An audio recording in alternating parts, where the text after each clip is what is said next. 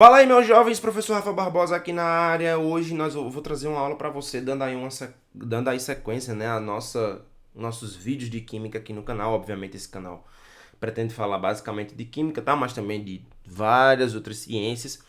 Eu peço que antes de mais nada você se inscreva aqui no canal, deixe sua inscrição, comenta no vídeo, coloca suas dúvidas, porque o vídeo de hoje está muito bacana. Então nessa série que a gente vai começar, nós vamos ter aí mais de 100 aulas de química para o Enem, ensino superior, enfim. Então, nesse ano de 2021, não deixe de se inscrever, não deixe de acompanhar todo o material que tem aqui na nossa plataforma.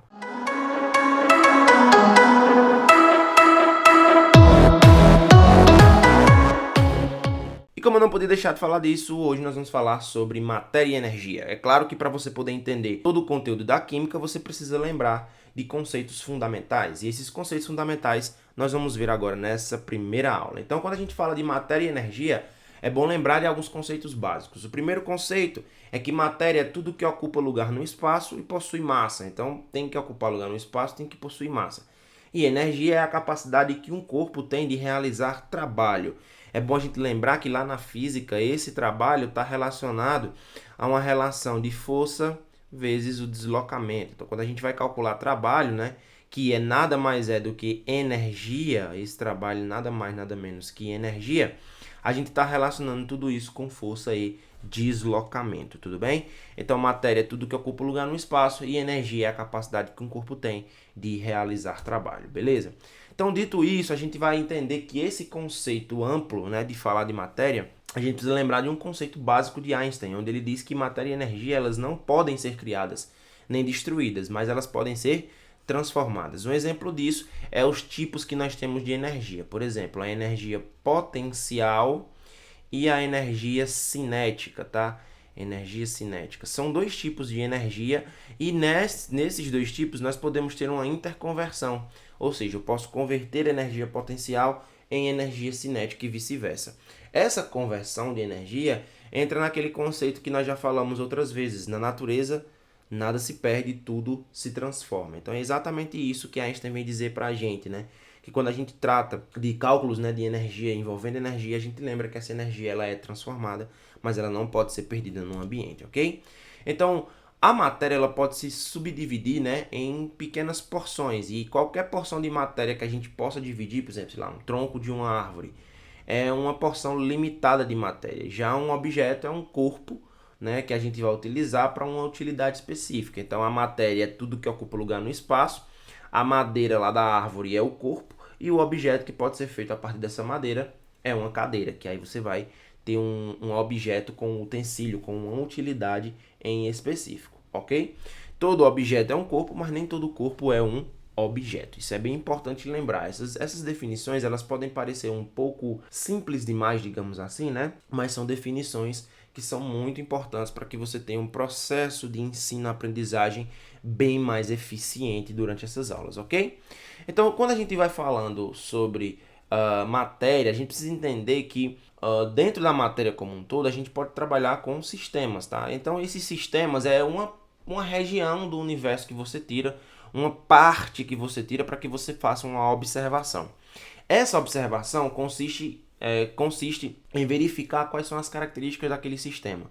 E a gente pode dividir os sistemas em dois tipos: os sistemas homogêneos e aqueles sistemas heterogêneos. Tio Rafas, e o que é um sistema homogêneo e o que é um sistema heterogêneo? Sistema homogêneo possui uma única fase. O sistema heterogêneo possui duas ou mais fases. Então, o que é uma fase, né? Na verdade, a fase, pessoal, é uma região do sistema onde você consegue perceber as propriedades bem definidas e comuns. Por exemplo, se a gente tiver um sistema onde a gente consegue diferenciar cada um dos componentes desse sistema, a gente vê que é um sistema heterogêneo, porque cada componente desse que se diferencia entre si consiste em uma fase. Já no sistema homogêneo, o sistema inteiro, toda aquela região possui uma única fase, porque as características nesse caso são únicas, ok? Tio Rafa, e qual é a diferença entre sistema homogêneo, mistura homogênea, sistema heterogêneo e mistura heterogênea? Nós vamos ver isso ao longo da nossa aula, tudo bem? Então vem comigo, olha só. Se eu pegar para você aqui, colocar água destilada, que é uma substância pura, e colocar aqui água mais sal, que é uma mistura homogênea, ambos são sistemas homogêneos, porque possuem uma única fase.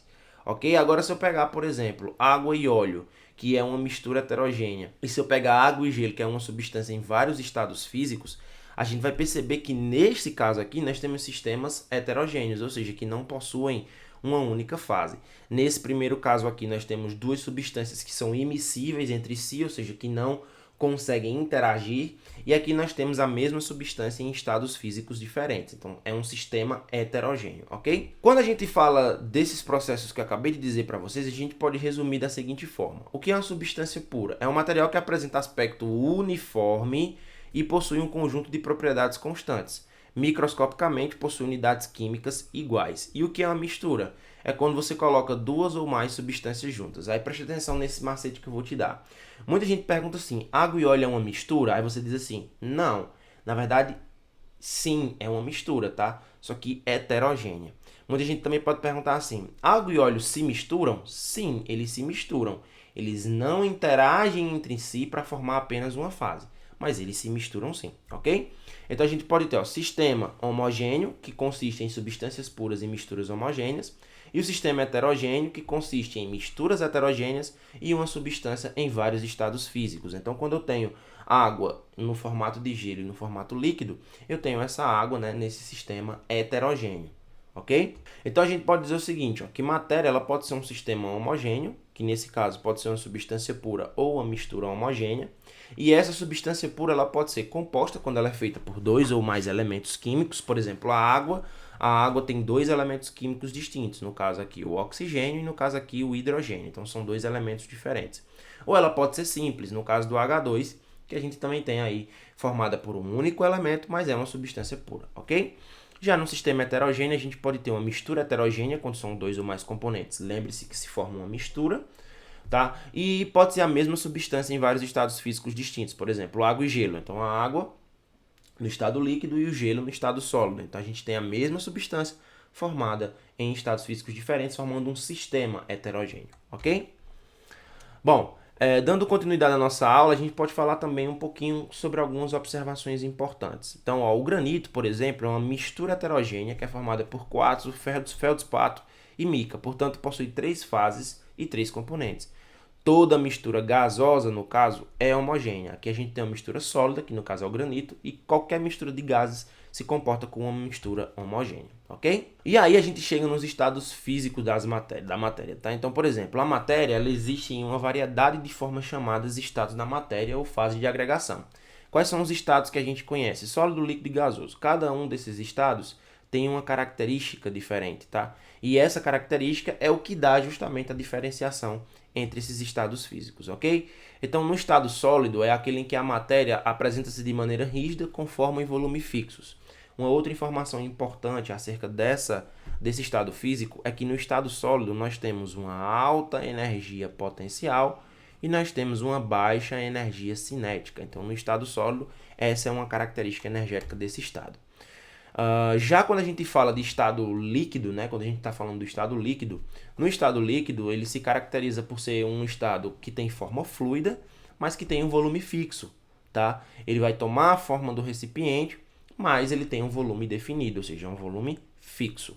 No estado líquido nós temos energia cinética e energia potencial equivalentes. O que é que isso quer dizer, tio Rafa? Isso quer dizer que a substância uma parte dela, né, uma parte da mistura ou da substância em si, está com uma movimentação muito alterada, outra está um pouquinho mais parada. Por isso a gente fala de energia potencial e energia cinética, ok? E por último, quando a gente fala do estado gasoso, a gente tem um estado em que a energia cinética é muito alta, a energia potencial é muito baixa e ele tem forma e volumes variáveis, tá? Então, isso pode variar de acordo com o tipo de gás, com a capacidade que essa molécula tem de se expandir. Numa aula posteriormente sobre gases, nós vamos falar aí sobre efusão, sobre mistura de gases, e nesse momento você vai entender como é que esses gases funcionam. Então, nesse estado gasoso, a gente tem duas características: energia potencial extremamente baixa e uma energia cinética extremamente alta. Lembrando que os gases eles são capazes de suportar altas compressões, ok? E aí algumas curiosidades sobre o estado físico, tá? A gente sabe que existem três estados físicos: o sólido, o líquido e o gasoso, tá? Só que pode existir dentro do estado gasoso algumas características de mudança e a formação do plasma. O plasma nada mais é do que um interestado ou um estado físico variável, que não possui características muito bem definidas, diferente desses 3 estados físicos que nós comentamos, tá bom? Então, dependendo do que aconteça, a substância ela pode sim, dependendo de uma relação de temperatura-pressão, se transformar ou chegar ao estado de plasma, onde tem uma alta energia cinética, mas a agregação, ou seja, o fato das moléculas estarem mais juntas, é maior. Então, esses estados físicos, eles são estados que nós denominamos de intercambiáveis. Tio Rafas, o que significa dizer que esse estado ele é intercambiável? Significa que esses estados físicos aqui, eles automaticamente apresentam características de mudança entre eles. Então, eu posso sair do estado sólido e ir para o líquido, posso sair do líquido e ir para o gasoso, posso sair do sólido diretamente para o gasoso. E cada mudança de estado dessa tem uma característica. Então, por exemplo, do sólido para o líquido, a gente diz que aconteceu uma fusão. Do líquido para o sólido, uma solidificação. Do líquido para o gasoso, pode acontecer uma condensação ou uma vaporização. E uma outra forma que nós podemos falar é a calefação. Tio Rafas, qual é a diferença dos 3? A diferença dos 3 é o tempo, ok? Já do líquido, aliás, do gasoso para o líquido, pode ocorrer uma condensação, ok? Ou liquefação. E do gasoso para o sólido, a gente tem sublimação e ressublimação. Um adendo importante. Quando uma substância passa do estado líquido para o gasoso, ele pode sofrer calefação, ele pode sofrer ebulição, que é a formação de bolhas, como ele também pode sofrer evaporação. Lembrando que a diferença entre esses 3 tipos está no tempo. Já quando ele retorna, ele pode sofrer uma condensação, como ele pode sofrer também uma liquefação. Isso tudo varia de acordo com pressão e temperatura de mudança de estado. Beleza? Então, uma outra característica importante, em algumas observações que a gente precisa ter, é o seguinte. Ó, o gás, por exemplo, é a denominação dada às substâncias que, nas condições ambientes, encontram-se no estado gasoso. Exemplo, o gás oxigênio, o gás nitrogênio. Já vapor é uma denominação que a gente usa para indicar a forma gasosa de uma substância, que normalmente é sólido ou líquido. Então, por exemplo, vapor de água, vapor de ferro, vapor de sódio, que são substâncias, na maioria das vezes, encontradas de forma sólida no ambiente. Tudo bem? Alguns aspectos importantes, especialmente os aspectos microscópicos relacionados aos estados físicos. Então, se você observar, ó, o gás ele tem uma energia cinética mais alta, ou seja, as partículas estão em movimento muito mais intenso, o que isso não se verifica no caso do estado sólido nem no estado líquido. E essas moléculas, quando estão no estado gasoso, elas têm uma capacidade muito grande de evaporar, né? De ir embora, de sair daquele líquido daquele recipiente graças à pressão. Já no estado líquido você tem uma agregação maior entre as moléculas em relação ao estado gasoso e automaticamente uma maior energia potencial. Uma coisa que os líquidos têm na maioria das vezes é o que a gente chama de capacidade de escoamento. Então ele facilmente escoa, né? Facilmente se transporta por uma superfície. Já no estado sólido, como vocês estão vendo, a gente tem também aí uma forma fixa, né? Uma forma fixa e um volume extremamente fixo, tudo também, ok? Falando um pouquinho agora sobre alguns aspectos microscópicos, tá? Então, quando a gente sai do estado sólido e passa para o estado gasoso, a gente tem um aumento da energia cinética. Esse aumento da energia cinética faz com que as moléculas que ora estão mais paradinhas, agora elas possam se separar o máximo possível, tudo bem? E aí, cada um desses estados apresenta aí sua característica interessante relacionada a esse tipo de processo, tá? Então vamos nessa, algumas observações. A condensação ocorre a pressão constante, a liquefação ocorre devido ao aumento da pressão, ok? Que é a mudança de estado entre o estado gasoso e o estado líquido, ok? Quando uma substância passa do gasoso para o líquido, é isso que realmente acontece. Então, por exemplo, a gente tem aqui ó, o fenômeno da fusão, que é a passagem do estado sólido para o estado líquido. E quando a gente passa do líquido para o gasoso, a gente tem a vaporização. Preciso lembrar a vocês que a vaporização se divide em 3 tipos. A calefação, só relembrando o que eu falei no slide anterior, tá? A ebulição e, por último, a evaporação. Essas são características da passagem do estado líquido para o estado gasoso.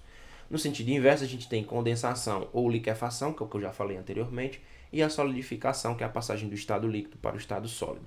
Tudo bem? Quando a gente vai do sólido para o líquido em direção ao gasoso, a gente tem um fenômeno endotérmico, e quando a gente vem do estado gasoso em direção ao estado sólido, a gente tem um fenômeno exotérmico. Esses dois fenômenos eles são importantes para que você entenda que, em um sentido, ocorre a absorção de calor, no sentido inverso, ocorre liberação de calor. Algumas curiosidades interessantes sobre essas questões que eu acabei de comentar com vocês. Em algumas regiões do Brasil, principalmente aquelas com pouco acesso à energia elétrica, é comum as pessoas utilizarem potes de barro para conservar a água a uma temperatura um pouco mais fria que a do ambiente. Parte da água, ao atravessar os poros do pote de barro, passa do estado líquido para o estado gasoso, ocorrendo uma evaporação. Neste processo, a água absorve a energia das paredes do pote, esfriando a parede do pote. Aqui no Nordeste, minha gente, é muito comum a gente ter esse tipo de utilização da água aí, ok? Então, minha gente, era isso nessa aulinha de hoje, nessa primeira aula com vocês. Espero que vocês tenham gostado. Nós teremos vários vídeos aqui no canal, então não esquece de se inscrever. Ativa o sininho das notificações aqui do lado, que aí você pode automaticamente, né, participar aqui do nosso canal. Lembrando que é gratuito, não vai interferir em nada na sua vida, tá bom? Um detalhe importante eu vou deixar aqui num cardzinho aqui, ó, os vídeos anteriores, então não deixe de conferir os vídeos também que já estão aqui no canal. Um beijo e um queijo, a gente se vê em um próximo encontro.